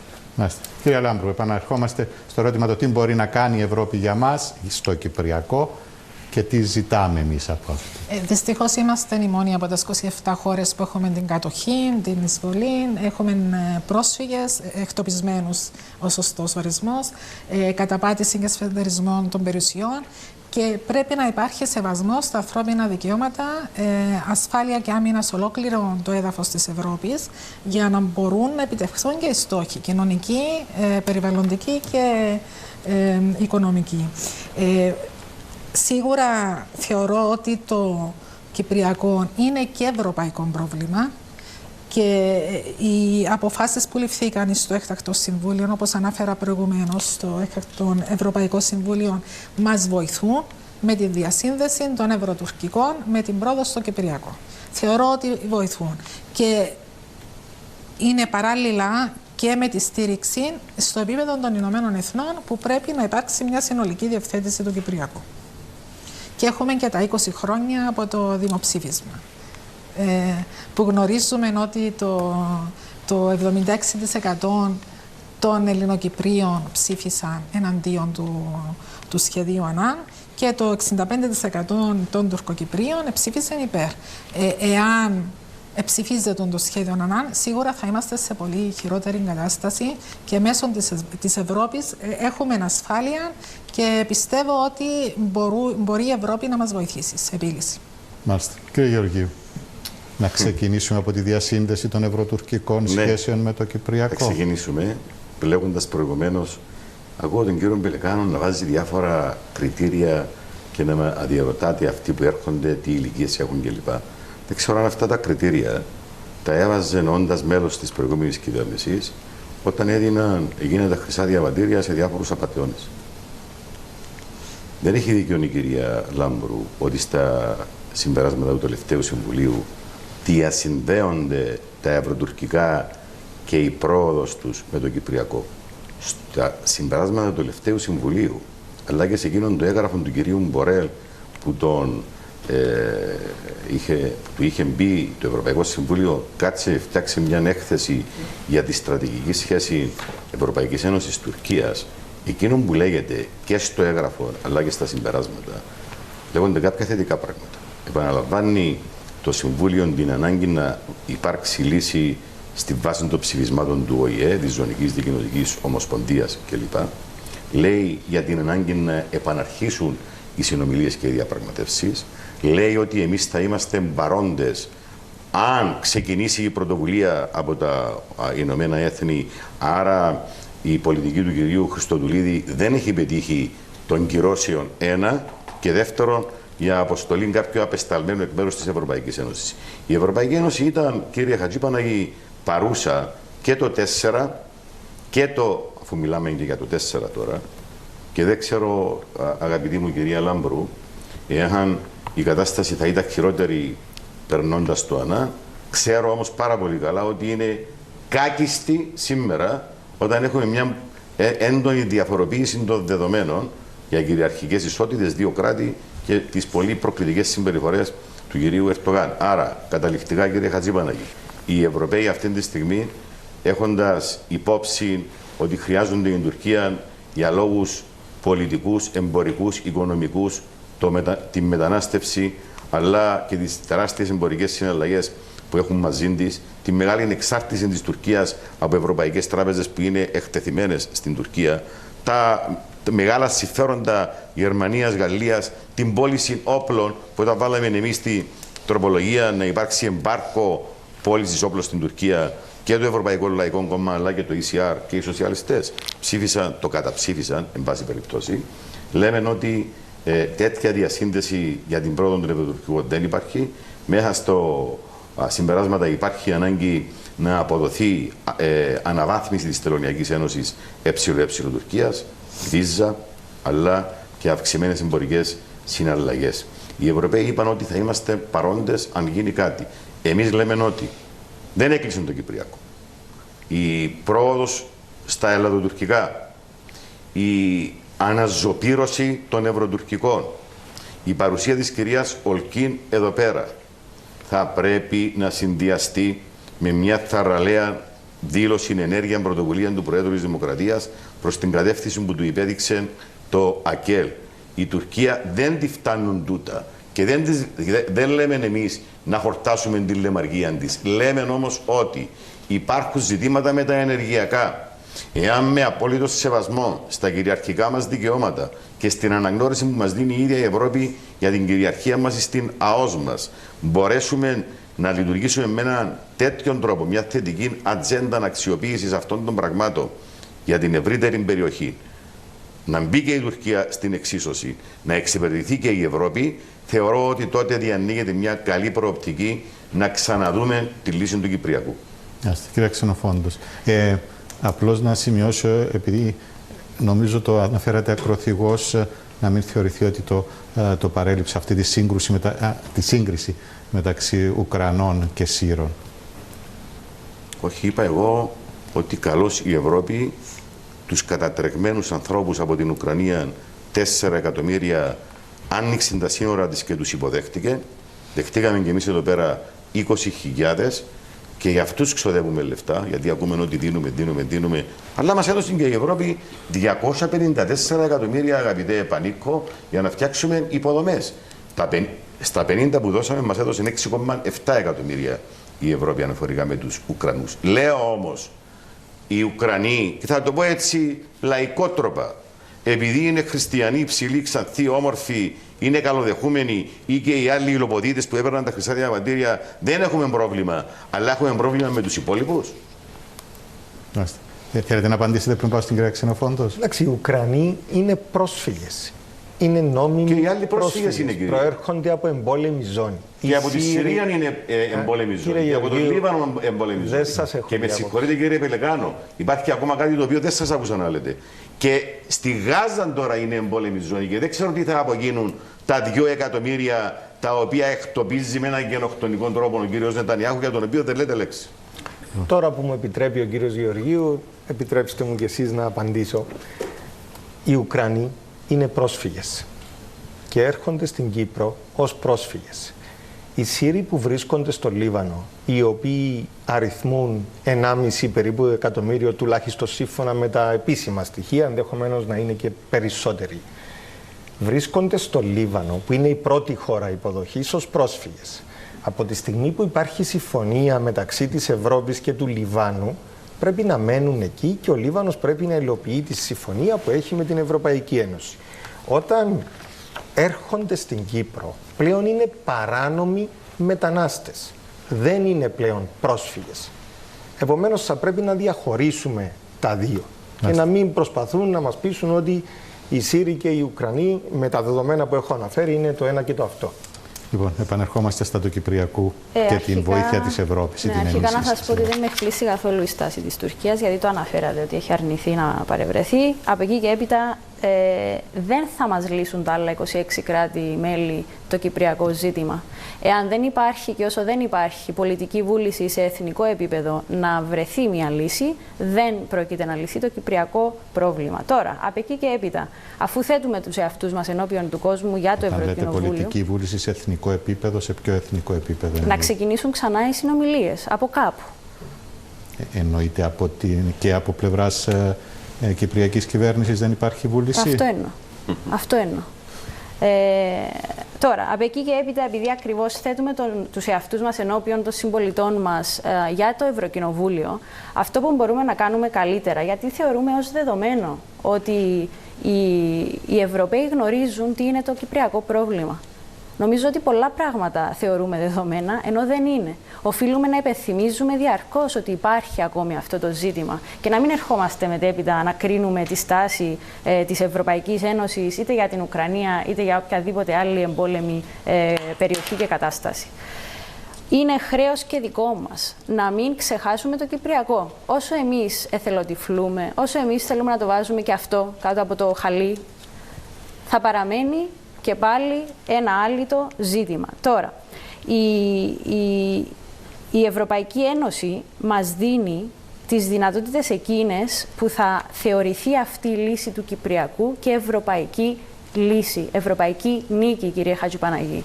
Και είναι αυτό που πρέπει να εμπεδώσουμε στους Ευρωπαίους εταίρους μας. Ότι μια πιθανή λύση του Κυπριακού θα είναι επίσης και μια ευρωπαϊκή νίκη. Και είναι αυτό το οποίο δεν συζητάμε, δεν μιλάμε, συνεχώς θέλουμε να λέμε άλλα πράγματα. Και έτσι, για να απαντήσω στον κύριο Πελεκάνο, το μόνο που έχω να πω είναι ότι στην Κύπρο έχουμε αποτύχει στα ζητήματα συμπερίληψης επειδή έχουμε ακριβώς πολιτικές φιγούρες όπως του κύριου Πελεκάνου. Μάλιστα.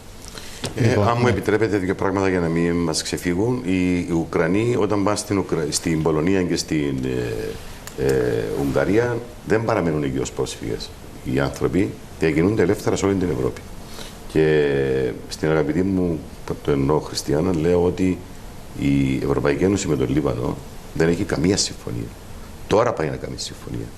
Και έχει δώσει βέβαια η Ευρωπαϊκή Ένωση 9 δις στην Τουρκία, 17 στην Ουκρανία και 7,4 στην Αίγυπτο.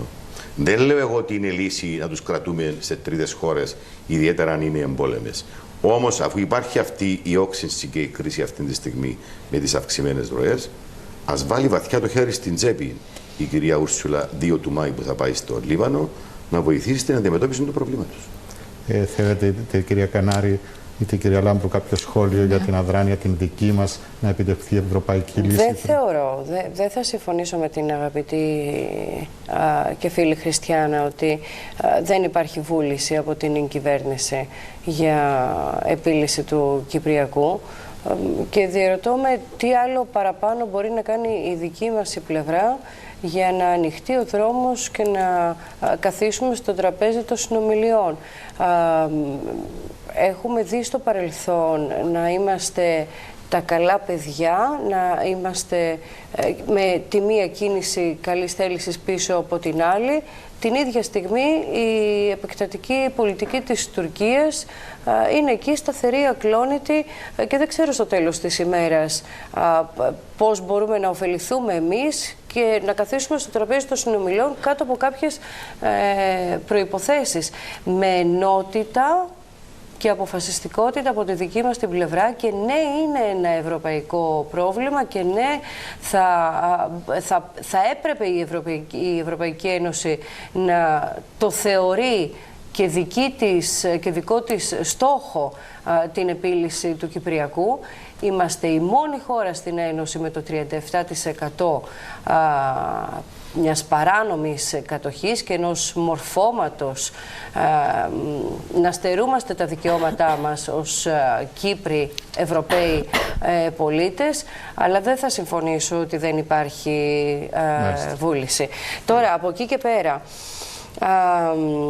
προσωπικά νομίζω ότι με το σχέδιο ΑΝΑ θα ήταν χειρότερα, κύριε Γεωργίου, στην τοποθέτησή σας. Όσον αφορά τα άκρα, ξέρετε, σε κάθε κρίση υπάρχει μία άνοδος των άκρων. Σε κάθε κρίση ιστορικά εννοώ. Ας μην πληρώσει η ανθρωπότητα και πάλι, γιατί στο τέλος της ημέρας αυτοί οι πολίτες το πλήρωσαν. Ας μην πληρώσουμε και πάλι. Λοιπόν, απλώς για να δώσω το λόγο και στην κυρία Λάμπρου για ένα σχόλιο για τα του Κυπριακού. Διαφωνώ και εγώ με τη φίλη Χριστιάνα. Υπάρχει πολιτική βούληση από πλευράς της κυβέρνησης μας για να αρχίσουν οι διαπραγματεύσεις και είναι λαθασμένη, κρίνω, η εντύπωση που λέχθηκε. Απέναντίας εκκινήθηκε και η πλευρά μας για να γίνει αυτό το κείμενο και να βασιστεί πάνω στις ευρω-τουρκικές σχέσεις για την πρόοδο. Και γίνεται αναφορά εκεί και για στήριξη και της προσωπικής απεσταλμένης του Γενικού Γραμματέα των Ηνωμένων Εθνών. Και παράλληλα θα υπάρχει παρακολούθηση από την Επιτροπή των Μόνιμων Αντιπροσώπων της Κορεπέρ. Άρα είναι λαθασμένο αυτό που λέχθηκε. Είναι η Τουρκία που δείχνει μια αδιάλακτη στάση και μιλάει για δύο ξεχωριστά κυρίαρχα κράτη. Να τολμήσω, κύριε Πελεκάνε, και λόγω της προηγούμενης ιδιότητας σας να αποσπάσω και από εσάς έτσι μια σύντομη εκτίμηση πριν πάμε στον τελικό γύρο. Όσον αφορά την ευθύνη της κυβέρνησης αυτή τη στιγμή για το αδιέξοδο στο Κυπριακό. Η κυβέρνηση αυτό που προσπαθεί να κάνει είναι να πείσει την Τουρκία, χρησιμοποιώντας τα διαθέσιμα εργαλεία, να επιστρέψει στο τραπέζι των διαπραγματεύσεων. Θα επαναλάβω όμως, δεν είναι αυτό το ζήτημα που έχουμε να αντιμετωπίσουμε σήμερα.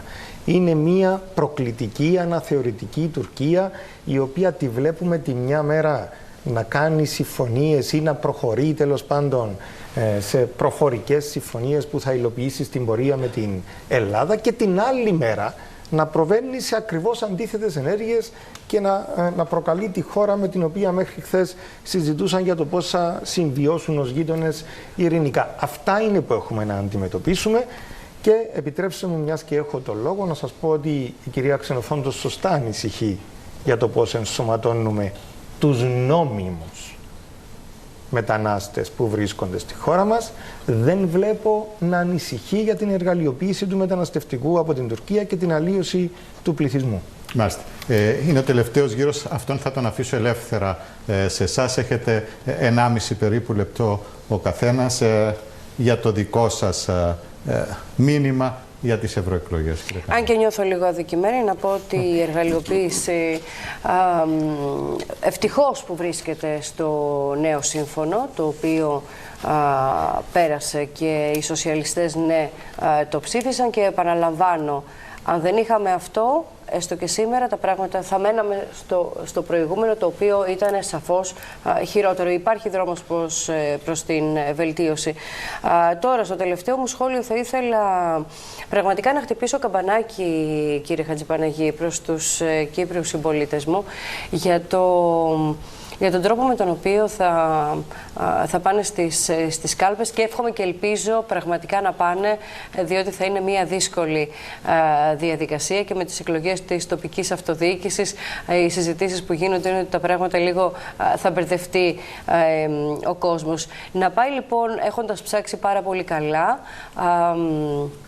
τους ανθρώπους με τους οποίους, και να επιλέξει τις προσωπικότητες εκείνες που πραγματικά πιστεύει ότι έχουν όραμα και μπορούν να ταπεξέλθουν και να εκπροσωπήσουν την Κύπρο. Έχουμε 6 στο Ευρωπαϊκό Κοινοβούλιο, έχουμε 6 μόνο ευρωβουλευτές, μαζί με άλλες 2 χώρες έχουμε τους πιο λίγους. Ας μην τους κάνουμε 5, θα πω εγώ, γιατί στέλνοντας έναν ευρωβουλευτή προερχόμενο από την άκρα δεξιά, να υπενθυμίσω ότι οι 2 ομάδες των μεταρρυθμιστών και των ID στο Ευρωπαϊκό Κοινοβούλιο είναι στο περιθώριο. Δεν συναποφασίζουν, δεν λαμβάνονται σοβαρά υπόψη, έχουν να αντιμετωπίσουν μια περιθωριοποίηση.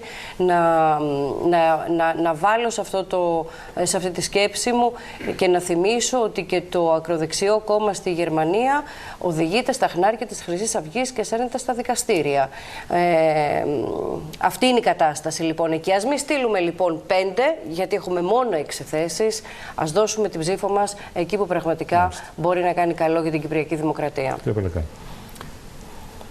Στις εκλογές οι πολίτες καλούνται να μας κρίνουν για τις θέσεις και τις απόψεις μας, και καλούνται να κρίνουν ποιες απόψεις θέλουν να εκπροσωπηθούν στο Ευρωπαϊκό Κοινοβούλιο.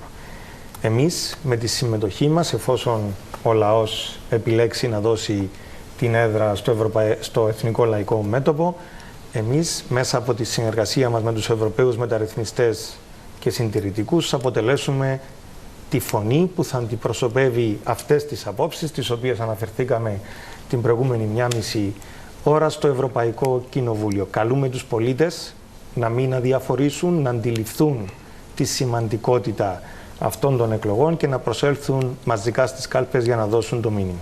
Κύριε Λάμπρου.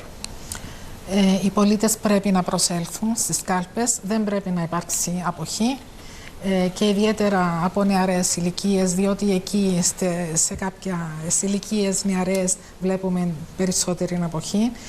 Θέλουμε μια δυνατή εκπροσώπηση στην Ευρώπη. Μιλούμε για μια μικρή ομάδα των 6 ατόμων σε σχέση με άλλες χώρες όπως είναι η Γερμανία των 96 ατόμων, και πρέπει να έχουμε δυνατή φωνή για διαβουλεύσεις, για να περάσουμε και να προασπίσουμε τα συμφέροντα της χώρας μας. Και υπάρχουν και άλλα σοβαρά θέματα τα οποία πρέπει να μας απασχολήσουν, όπως είναι η πράσινη μετάβαση, τα βάρη που υπάρχουν σε ευάλωτες ομάδες, έχουμε τα ενεργειακά, έχουμε και στην Κύπρο το θέμα της αξιοποίησης του φυσικού αερίου, το οποίο θα είναι για αμοιβαίο όφελος και της Κύπρου και της Ελλάδας και για σταθερότητα στην περιοχή, και γενικότερα οι γεωπολιτικές εξελίξεις στην Μέση Ανατολή, μπορούμε να προσφέρουμε εμείς μια γέφυρα σταθερότητας. Κύριε Γεωργίου. Κύριε Χατζηπαναγή, είναι γνωστός ο ρόλος και η ιστορία που διαδραματίζουμε εδώ και πάρα πολλά χρόνια ο καθένας μας. Εμείς ως αριστερά και εδώ στην Κύπρο αλλά και στην Ευρώπη παλεύουμε για την Κύπρο μας, για την ανάγκη να υπάρξει λύση. Αυτό είναι ένα πολύ κρίσιμο διακύβευμα για μας, για τον απλό πολίτη. Τους νέους, τις γυναίκες, τις ΛΟΑΤΚΙ κοινότητες που απαξιώνει ο κύριος Πελεκάνος βέβαια, για τους αγρότες, για το περιβάλλον, και ειδικά για τους νέους θέλω να απευθυνθώ και να μιλήσω στους παγιούς μαθητές μου, στα παιδιά που είναι συνομήλικα με τα δικά μου παιδιά, στους νέους ανθρώπους, και να τους πω έντιμα και ειλικρινά ένα μεγάλο συγγνώμη. Γιατί συνολικά, άσχετα αν νιώθω εγώ ότι η ευθύνη μας είναι λιγότερη, τους καταστρέψαμε τα όνειρα και τις προσδοκίες, ιδιαίτερα της τελευταίας γενιάς, με όλα όσα έγιναν και εδώ αλλά και στην Ευρώπη, αλλά τους καλώ να φύγουν από τον καναπέ, να έρθουν να γίνουν συμμέτοχοι σε αυτή την προσπάθεια που κάνουμε για να βελτιώσουμε τα πράγματα και εδώ και εκεί. Να είναι βέβαιοι ότι η ψήφος τους στο ΑΚΕΛ θα πιάσει τόπο. Εγγύηση για τούτο είναι τα 100 χρόνια μας που κλείνουμε σε 2 χρόνια, το ήθος, οι αγώνες, η ιστορία μας, η ειλικρίνεια μας, η αποφασιστικότητα μας. Κύριε Ξενοφόντος. Κύριε Χατζηπαναγή, έχω διαβάσει πρόσφατα ένα post το οποίο έγραφε, μιας και είμαι και εγώ millennial, ότι οι millennials είμαστε η γενιά με τις περισσότερες περγαμηνές και τις λιγότερες ευκαιρίες. Και αυτή τη στιγμή, στις 9 Ιουνίου, χρειαζόμαστε αυθεντικές ευρωπαϊκές φωνές που θα δώσουν σε αυτούς τους millennials, αλλά και στον Generation Z, αλλά και στους μεγαλύτερους συμπολίτες μας, λόγους να πιστέψουν ξανά, να τους δώσουν περισσότερες ευκαιρίες και να δώσουν περισσότερη συμπερίληψη και στον τόπο μας και στην Ευρώπη. Και το ερώτημα είναι στις 9 Ιουνίου, τι θέλουν οι συμπολίτες μας, περισσότερη ή λιγότερη Ευρώπη. Να σας ευχαριστήσω πολύ που ήσασταν μαζί μας, να ευχαριστήσουμε και τους τηλεθεατές, να πούμε ότι αυτή ήταν η πρεμιέρα πολλών εκπομπών, τηλεοπτικών εκπομπών του ΡΙΚ για τις ευρωεκλογές, τις δημοτικές εκλογές και φυσικά παρουσίαση δημοσκοπήσεων από την τηλεόραση του ΡΙΚ. Καλό βράδυ για απόψε, ραντεβού και πάλι αύριο.